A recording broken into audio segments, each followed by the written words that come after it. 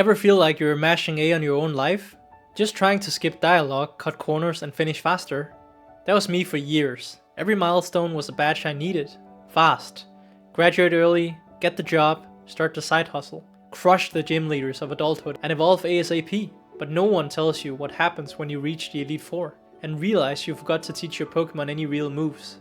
In my early 20s, I thought hustle was the only stat that mattered. Worked constantly, felt guilty about relaxing, and explored side hustles like they were Pokemon teams for a world championship. And for what? I burned out, missed cool events, ignored friends, had a bad feeling that I was truly missing out.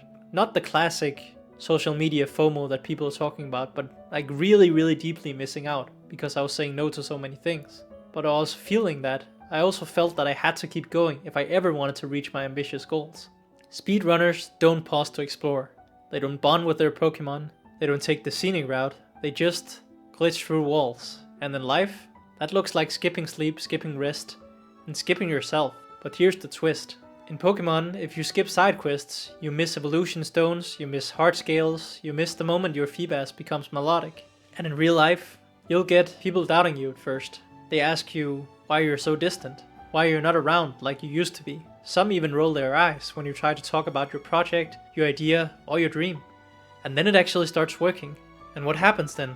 Well, people, they start clapping, you're praised for your speed, your discipline, your progress, but you can feel it. The process was actually where the magic was at. I just took the cleanest line to the end credits. Turns out, slower players end up stronger. The ones who wander off route, they're the ones that build deeper friendships. They discover TMs that you never knew existed. There's a reason why slow living and toxic productivity are spiking in search trends. The world is waking up, because speed doesn't equal progress. Depth does. And now, I try to play life like it's Emerald Kaizo. Not the most optimal path, and not the fastest, but the one that's most me. The one that allows me to explore. Over the last 3 years, I've often blocked out a single month just to explore a new skill.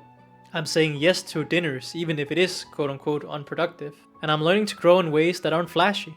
More like evolving through friendship. So if you feel behind, remember, you might just be on a route no one else picked. There's no single best timeline or strategy. There's just you and your journey, your evolution, your team. And if your path looks weird to others, who cares? Maybe they just never played Emerald Kaizo. So here's your challenge. What side quest are you putting off? That creative hobby? That honest conversation? That trip that doesn't make sense on paper? Drop it in the comments below. And let's make this a place where the slow evolvers find each other. Because we're not rushing to the Hall of Fame anymore. We're building a team worth traveling with.